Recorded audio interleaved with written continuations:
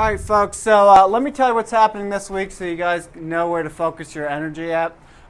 Today I'm going to unlock the Cisco Chapter 6 assessment. You guys will have until Wednesday at midnight to take the Chapter 6. Hopefully you guys had plenty of time to read Chapter 6. It's been assigned since break week.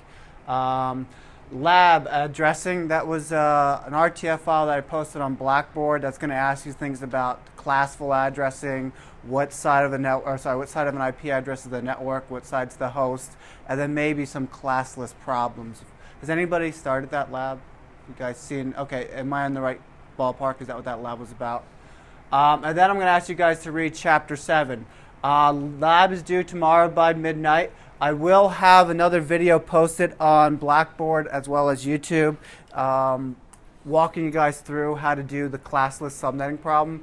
It's like that binary to decimal screencast that I did where you're just watching some numbers magically appear on a screen. You'll have that same experience with this exercise.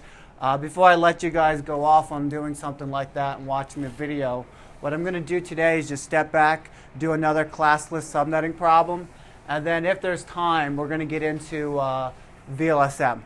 All right? So if you have your packet, let's see. Ian, can you pass this back to Derek right behind you? Thank you. If you guys have your packet, I'm going to be working on problem 14. And in problem 14, we're given the following conditions. We need 10 subnets. And we're given a network address of 172.59.0.0. Did we do 14? Yeah, mine's did you guys have them already done, or did I do that one in class? We did that one in class. Oh. We wanted to skip and not do Not a problem. Thank you for that. Did we do 15? No. Nope. Then we'll do 15. 10 and 15, those are the only two I didn't do? Yeah. Oh, that's perfect. So how about we do 10 first, because that's the first number before 15, right?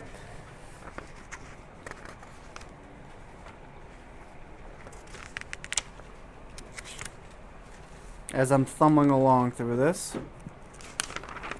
There we go.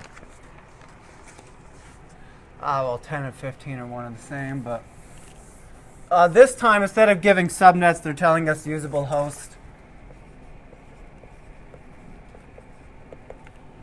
So we're given 60, and the network address that they gave us is going to be 198.100.10.0. Now, on the exam, I might ask you a question like, is this a public or a private address?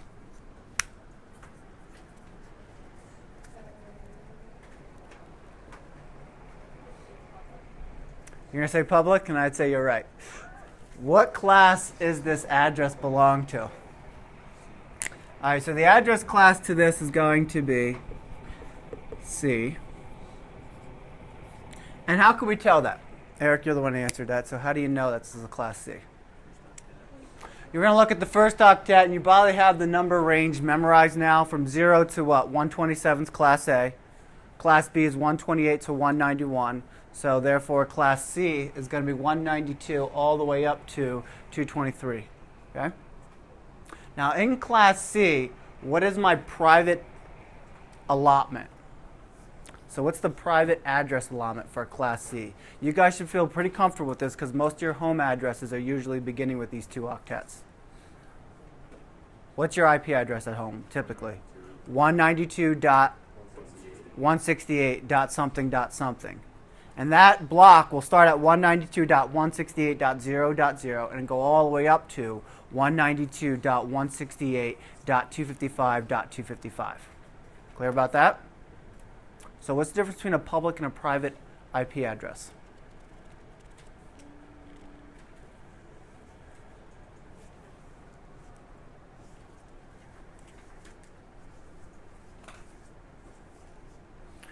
This whole concept of understanding addressing is critical for network administrators because every device on a network needs what?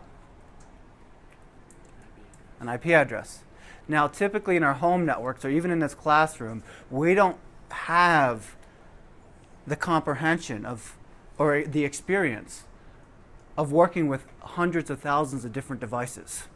What environment would you have to be in to deal with hundreds and thousands of different devices?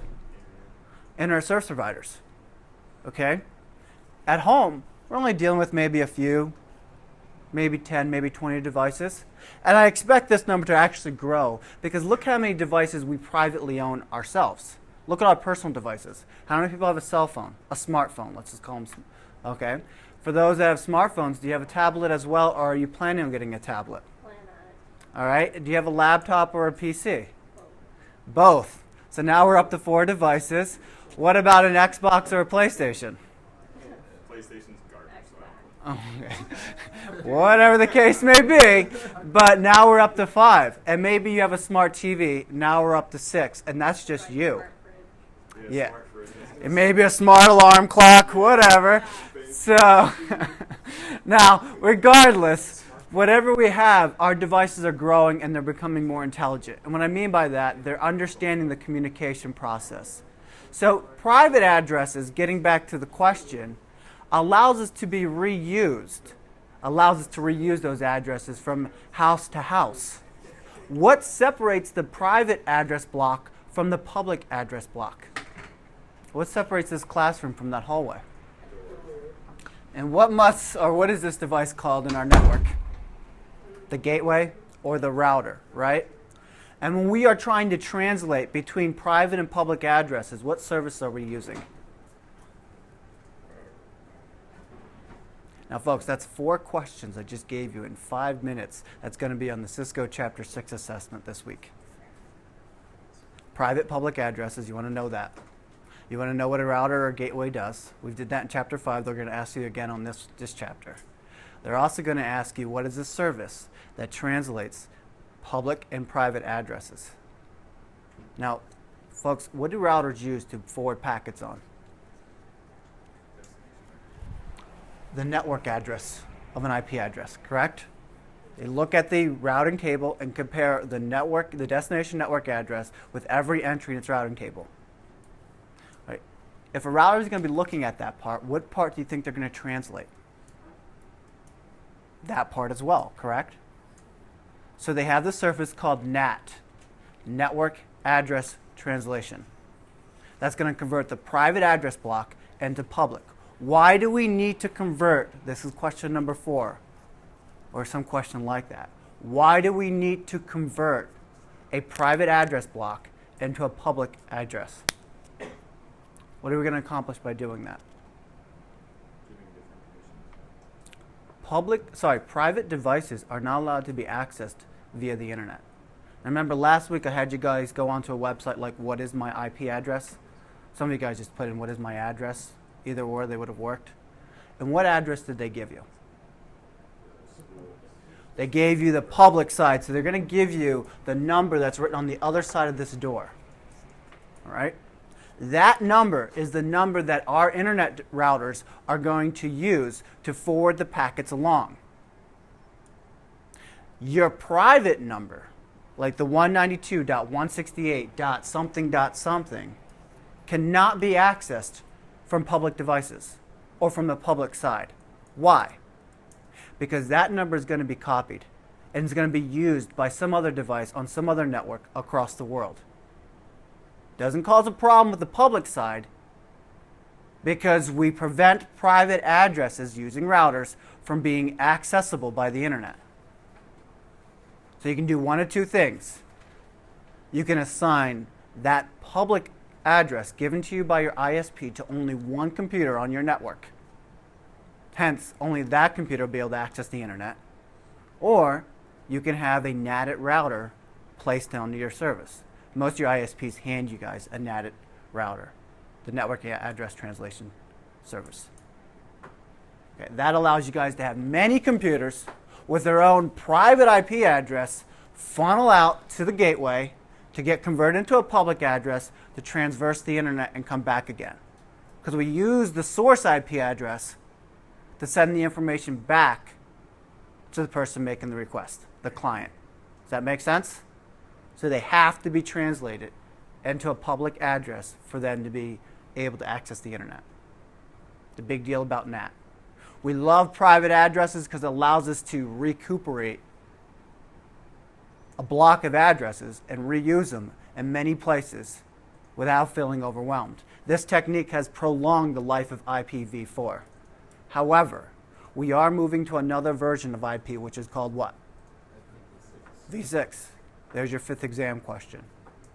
I just gave you guys 25% of this week's assessment quiz. All right? What is the big movement to IPv6? Why are we want to go to IPv6? Yeah, ironically, all these different techniques that we're learning, we're being overutilized. We're running out, and we have to switch over. Why are we running out? Just in the last couple of years, China has come on board to the internet. In fact, China and Google are sort of making up for their relationships. And think about it. Think about the world's population. China has a huge population, and if those people try to access the internet with their 6 or 10 devices, what's going to happen to our address block? It's going to fill up really fast.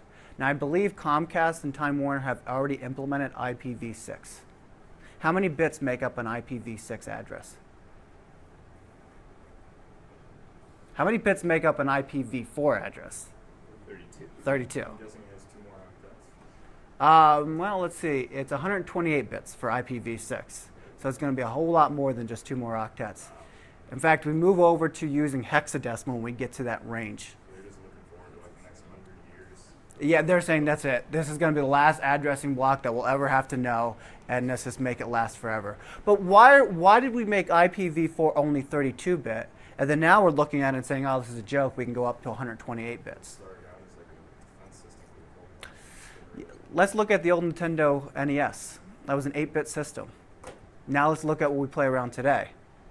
Why did they make the old NES this very ugly, blocky video game? I mean, look at Mario. It doesn't look anything. It's 2-dimensional. All you get to do is jump up and down and run left and right. That's it. Look at the new Marios. There's a whole lot more you can do, and they look a whole lot better, correct? Why is that? Why was the old Mario just 256 colors with 8-bit sound? Yeah, I guess you could say that's all we had, but what was it that's all that we had? The hardware is very limited to storage. Now we look at today's bandwidth. We have fiber, we have broadband to the home, and we're saying, you know what? We're no longer dealing with dial-up connections. We can address larger addresses, and we can use 128 bits. So our packet headers are getting larger. They're becoming more sophisticated, giving us better control. So not only will IPv6 allow us a larger address block, but they'll also allow us more authentication or security, as well as a little bit more quality control services built right into the packet. Before then, we had to expect higher upper layers to handle all these features. All right? So getting back to this example, or getting back to the problem, we're still on IPv4. IPv4 has lasted as long as it has because of these techniques. Remember, in classful environments, if I want to set up, I believe in the last problem was 10 subnets, I would have to have 10 classful addresses, all of which would cost me money.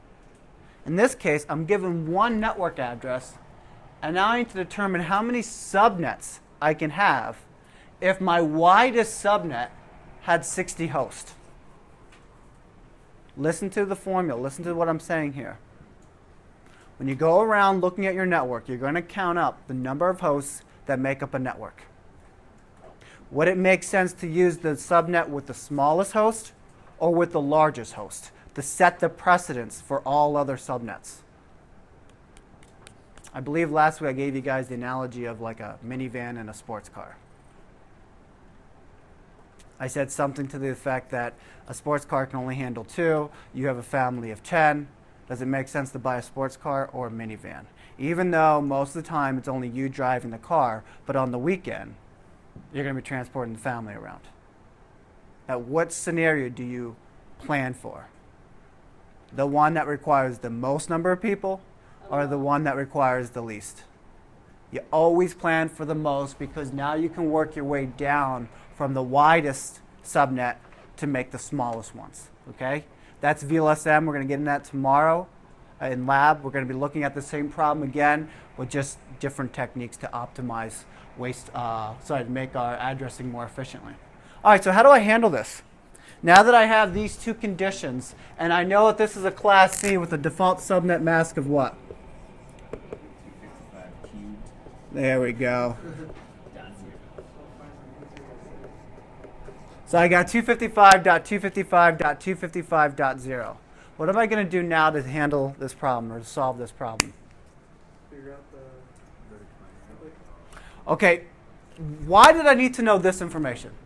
Everything was done for a purpose, folks. It's not just because I need to give you an extra point on your exam or on your assignment. Why did I bother wasting my time to determine what class this was to come up with the subnet mask? I mean, if you're looking at this, the class C told me that my subnet mask was 255.255.255.0. But what does that information do for me? Lets me know which octet represents the host part, right? Because we borrow bits from the host to make subnets. We good about that? So this is telling me that in class C that my fourth octet is going to be used for the host. With that being said, I'm just going to draw out 1, 2, 3, 4, 5, 6, 7, 8 places. Those are my 8 bits that represent the fourth octet. Next question is, how many hosts must I leave behind? How many host bits must I leave behind to be able to meet the first condition of 60 usable hosts? Well, I don't like the word usable. I need to modify that. I need to modify that so it's total host addresses. What is the total host addresses for this problem? If I'm given 60 for the usable. 62. 62. Where'd you get that? The broadcast and the network. So I have to add 2 to this. And I'm going to get 62 because I need to include the network and the broadcast address. Now, last week, I showed this on a spreadsheet, but I'm going to redo it as well. Let's say, for instance, I left behind all 8 bits. How many total hosts could this network handle if I never borrowed a bit? 256. So here I am. I'm in the fourth octet. If I didn't borrow a single host bit, I would get 0 subnets, but I would have a total range of 256 addresses. What happens if I borrowed 1 bit to make my subnet? How many host addresses would I be able to accommodate? 128? Because I have 7 bits left over, correct? If I were to steal 2 bits to make up my subnets, I would have 4 subnets. How many hosts per each subnet? 64. If I were to steal 3 bits from the host, how many subnets would I have? Subnets, if I were to steal 3 bits. You got to pay attention to the wording. I knew it. Yeah, I knew you guys. You guys feel like puppets, huh? So this is going to be 8 subnets, right? Because 2 raised to 3. Because I'm stealing 3 bits gives me 8 subnets. Now how many hosts would each subnet have? Are you sore about that? All right. Let's go to the next one. How many hosts would I have if I leave behind 4 bits? Derek, you want to answer that one now? Yeah, you want to answer it. What is it? 16. Do you see how the number of hosts are going down, but what's happening to the number of subnets? They're going up, inversely proportion. So now I'll have an 8 here, a 4 there, and a 2 there, correct? How many host bits must I leave behind to accommodate? And you got to make sure you do this in total host ranges. 62. So let's see. If I leave 1 bit behind, I'm given 2 host addresses. If I leave 2 bits behind, I'll give them 4. 3 is 8, 4 is 16, 5 is 32, 6 is 64. So I draw the line here. what do I put underneath these bits so that an IP address, so an end device knows what part of the address is a host portion and what part is the network. So I'm going to put all zeros underneath to inform my end device which one's the host side.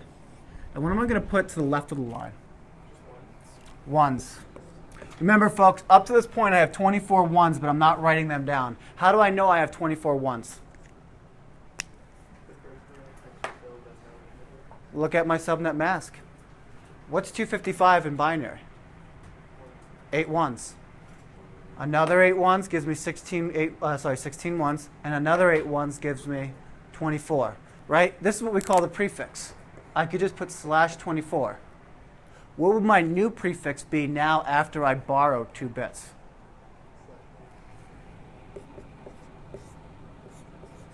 /26, because I'm borrowing these 2 bits from the host. And that's what makes classful addressing more effective, because we don't stop at an octet. We can actually split an octet between the network and the host portion. Clear about that, guys? So here's my template. I have 6 bits being used for the host, 2 bits. What's my new subnet mask going to be? I got to convert those binary numbers back into decimal, which gives me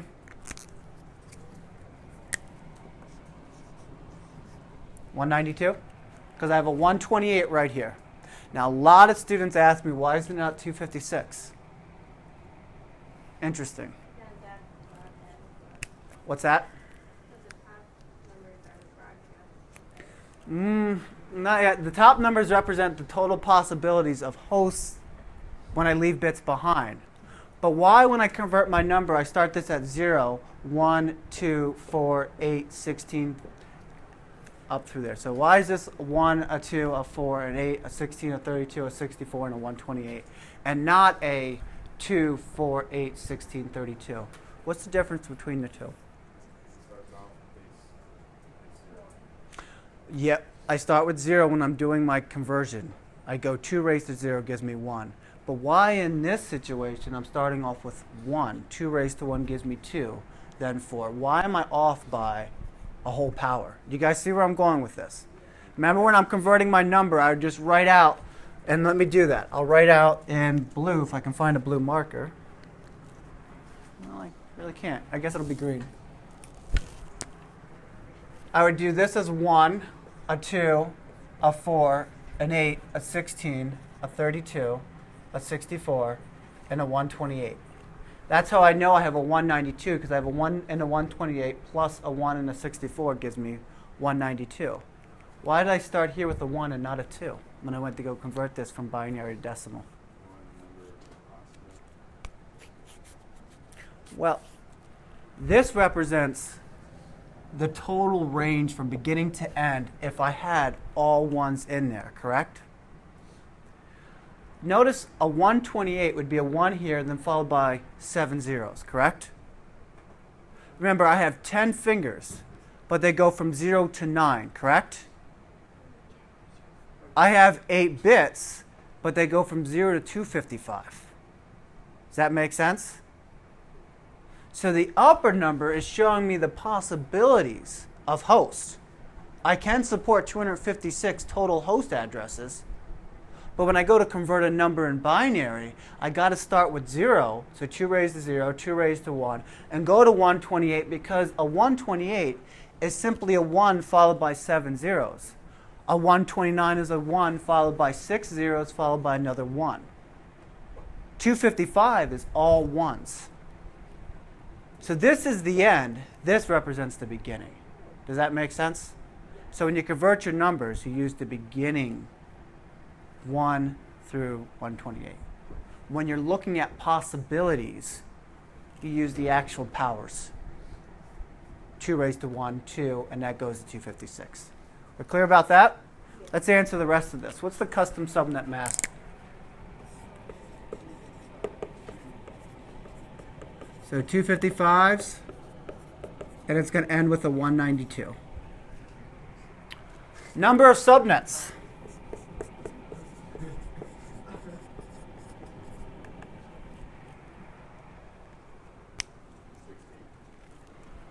Number of subnets? 4. How did we get 4 subnets? 2 sets. How many bits did I steal from the host? I stole 2 bits. 2 raised to 2 gives me 4.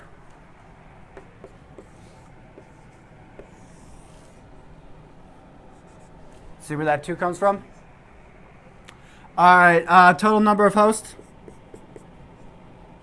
per subnet.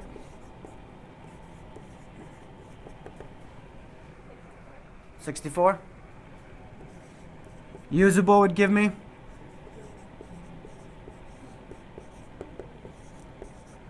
number of bits borrowed. Remember, borrowed bits represent subnets. Do you see how we accomplished this problem? I was given host. I worked from the right to the left. Notice hosts, as you go from right to the left, escalate. When you do subnets, which direction will you work from? You'll work from left to right. And then you'll start with what here? Well, a 2. If you're going to do the same thing like we did here. It'll go 2, 4, 8, and you work your way from left to right. And these will be the number of subnets. Because it's still the same formula. We clear about that?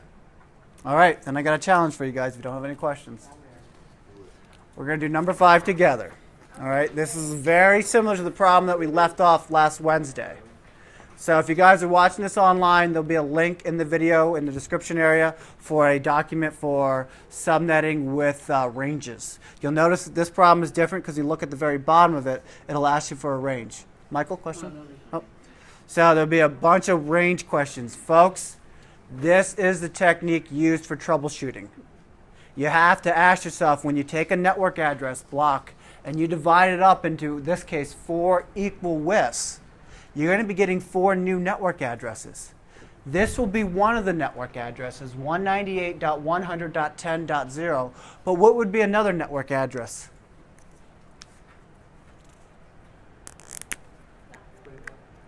What's the next network address? It's going to start with 198.100.10. But what's going to be next? 1's going to be a host address. How do I know 1's going to be a host address? What's the definition of a network address? When you have all binary zeros in the host portion, correct? If there's a 1 right here, that violates, what is it, Michael? .64. How'd you get that?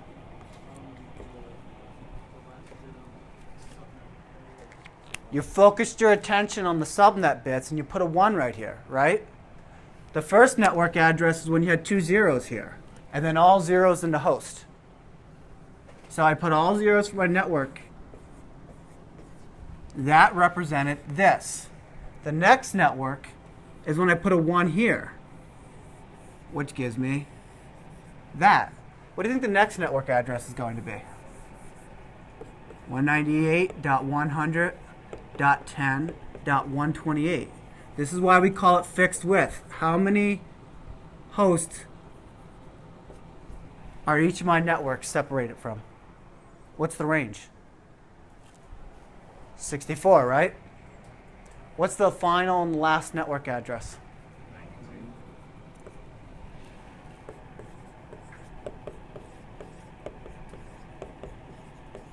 Originally, in a classful environment, you guys saw those as unicast addresses, and you thought nothing of it.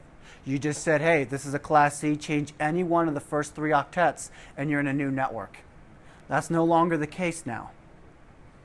So in your Chapter 6 assessment, yep, question. So for like, I know we haven't done it yet, but for like the second subnet range on here, would it be like 2 numbers, or would you write like the upper end of it? You got it. You're talking about, well, in that one, yeah, we're going to be using the 2 octets.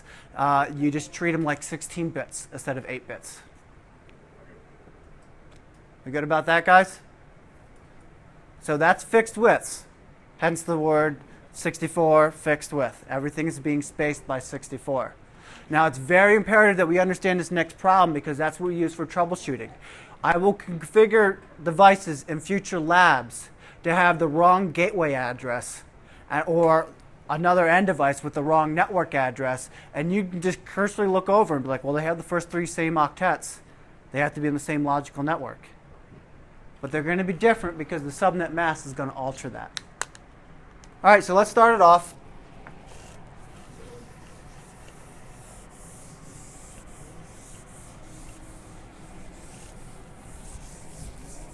This one's a little bit larger, though.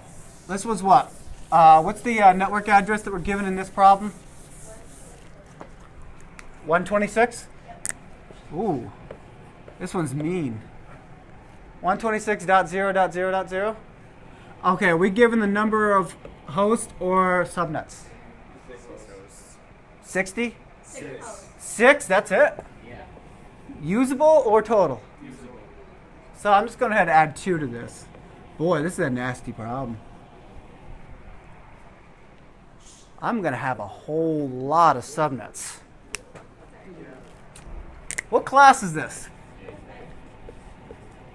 Boy, I like the unison. Let's keep this going. What's the subnet mask? The default subnet mask going to be? What happened to the unison? Oh, well, is it all right if I cheat? No, of course. Somebody slept through ethics class. There's no somebody suggested at one point, everyone else laughed. Let's keep something serious.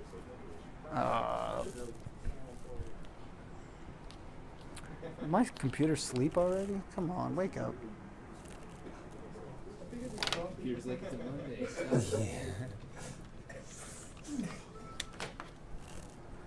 All right, I'm cheating because I'm throwing a couple of octets up on my board. All right, guys, is that all right?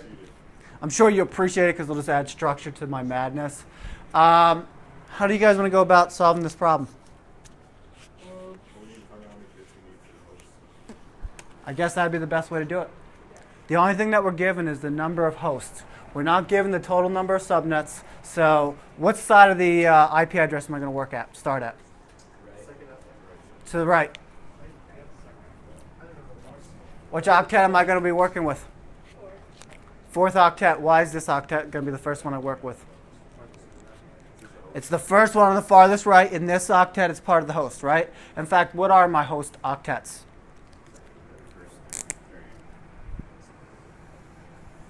So I draw my line between the first and the second. So those are my host octets, but I'm going to still start in the 4th octet. Okay? If I was doing subnets and I was given subnets in this one, which octet would I be working out of? If I was doing subnets, I'd be doing left to right, but would I be starting on the left of the 4th octet, the 3rd octet, or the 2nd octet?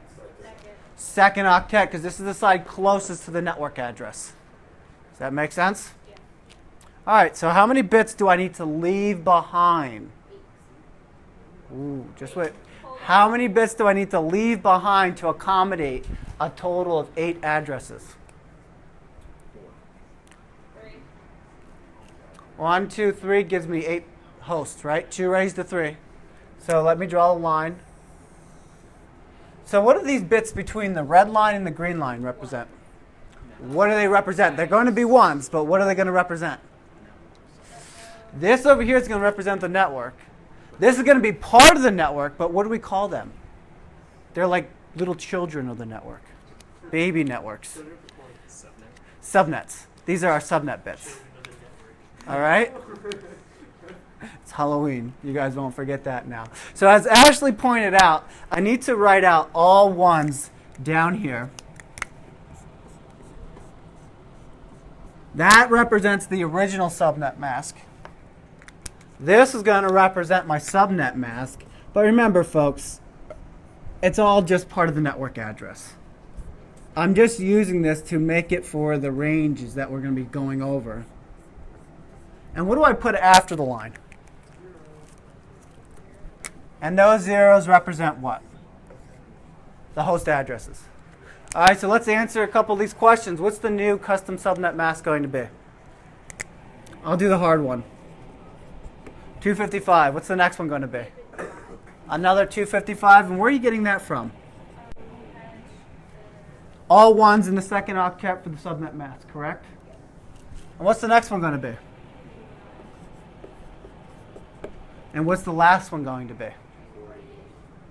248. I took 128 plus 64 plus 32 plus 16 plus 8. Another way of doing it is I took 7 away from 255. Right? How many subnets can I handle?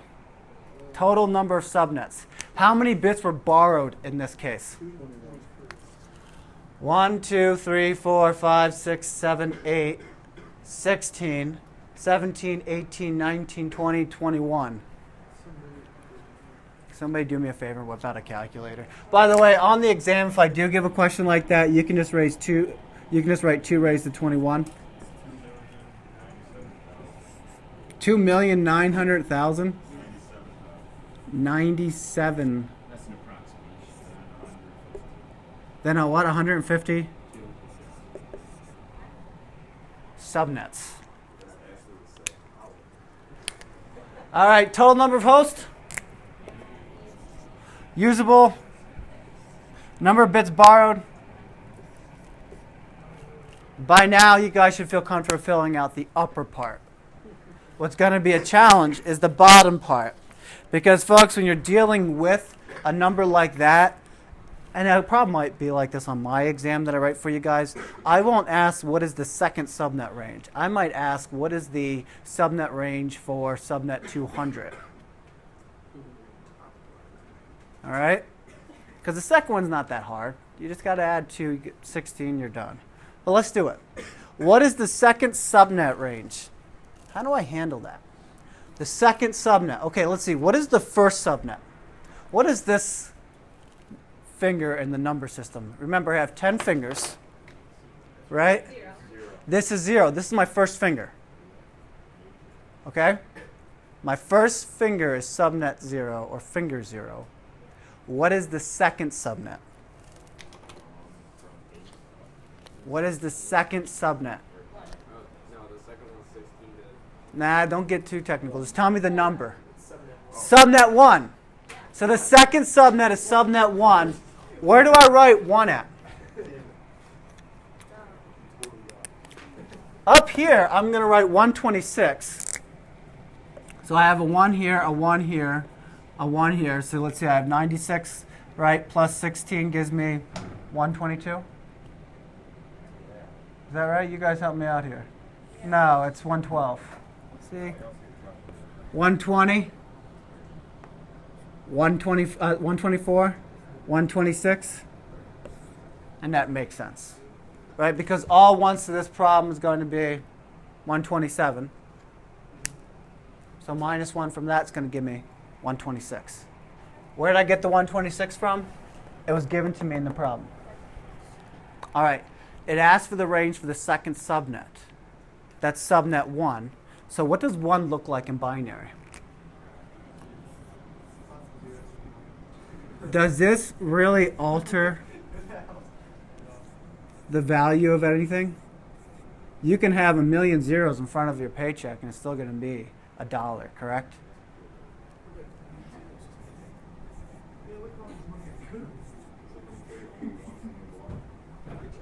Do you see how I ended with a 1 right next to my boundary? Because that's subnet 1. Now I'm asked for a range. Where does the range begin at?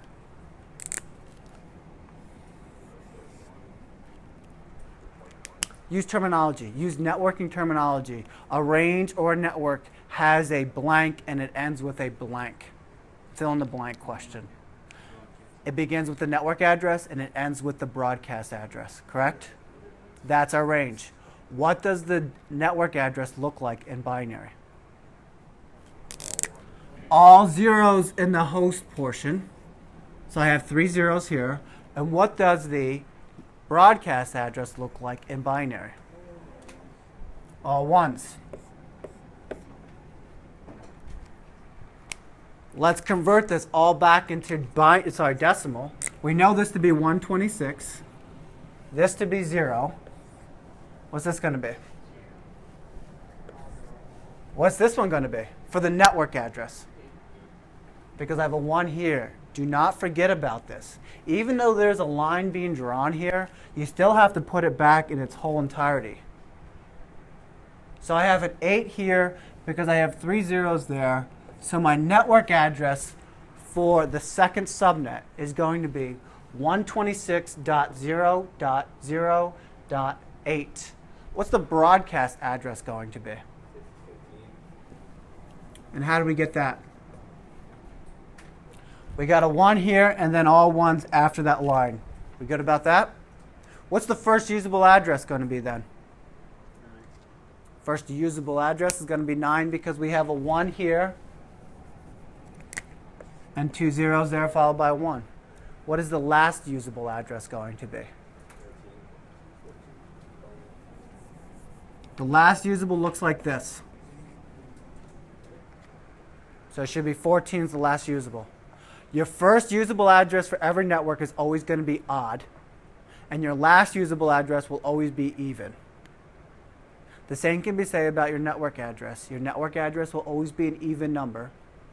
And your broadcast address is always going to be what?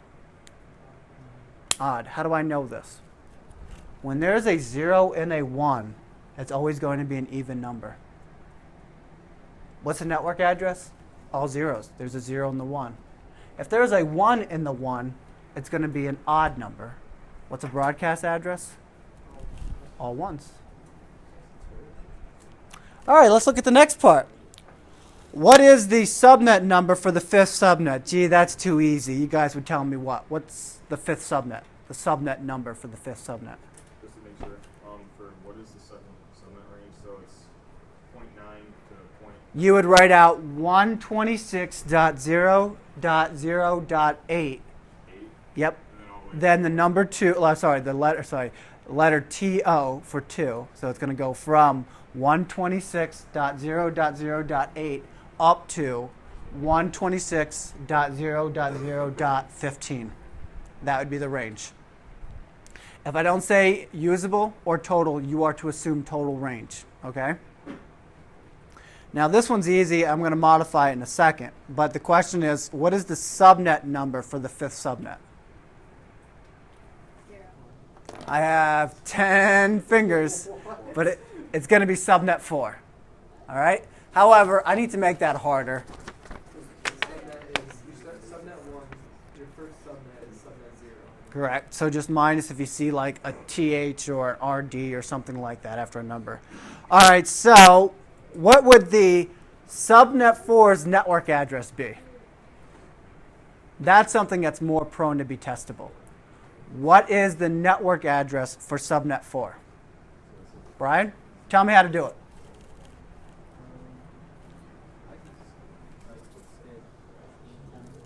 You did 8 times 4, and you can do that because you're in this situation. When we get done doing this, I'm going to modify that, and we're going to do subnet 200. And you're not going to be able to take 8 times 200. Okay? So that's helpful. It worked out because we're still in the 4th octet. But I want to show you guys what this looks like in binary. So the question is, what is the network address for subnet 4? Why can't I just come down here? These zeros won't change, right? Convert 4 into binary. What does 4 look like in binary? Now you might have to write your new places. So let me write that in red. Where the line is drawn, consider this my little conversion for my subnets. Do you see how I'm ignoring this dot? And I'm just keep on going. I started with this line. To the left of this line is all my subnets. Do you see how I was able to convert that into binary by using this new scale? So what is the network address? The network address is when I have all zeros here. Now we need to ignore the red numbers and put this whole thing back together. So the network address is going to be 126.0.0.32. Now Brian's technique would have worked out well, because what's 4 times 8? Now that's because we're not doing VLSM and we're fixed width, and he understands that if I have 4 subnets into it, and each subnet are 8 host wide, 4 times 8 gives me 32. Okay? Let's finish this problem. What is the broadcast address for the 7th subnet? What is the 7th subnet number? Just tell me the number in decimal. Subnet 6. What does 6 look like in binary? It's a 4 and a 2, correct? So, what do I have to do with the black bits? I'm looking for the broadcast address. They need to be all 1s. So a 1 plus a 2 plus a 4 plus a 16 plus a 32 gives me what? Well, 32 plus 16 is 48, plus 4 is 52, plus 2 gives me 54, so I'd have 55. So my broadcast address would be 126.0.0.55.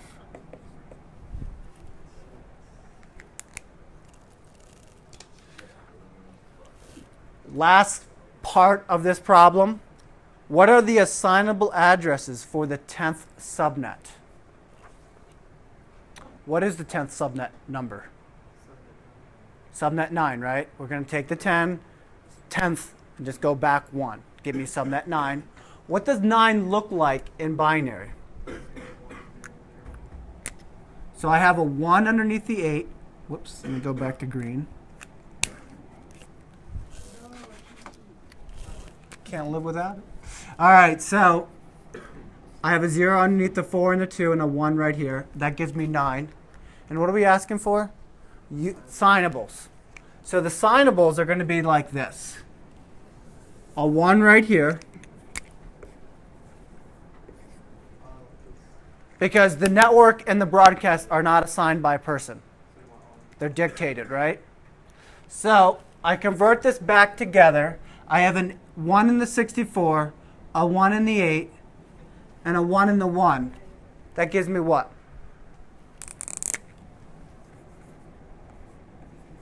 73. 64 plus 8 gives me 72, plus 1 gives me 73. So the beginning range is going to be 126.0.0.73. What's the end, the last usable? I have a 1 in the 4, a 1 in the 2. It's going to be an even number, last usable. So 78 seems to make sense. Let's see. 64 plus 8 gives me 72. Plus 4 gives me 76. Plus 2 gives me 78.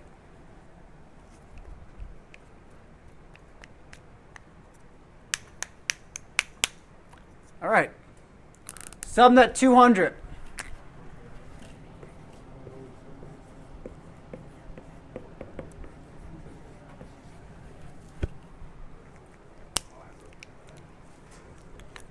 Now, Brian, if you take your 8 and you times 200, you're going to get 1,600, correct? And you'll notice that a single octet can't handle 1,600 hosts. So what do? I take the 200 and I convert it into binary, correct? I'm going to be using these red numbers as my indicator. I'm following which red number is going to come close to the 200 without going over it. Which number is that? 128. What do I do underneath that then? Place a 1. So I subtract the 128 from the 200. And what am I left with?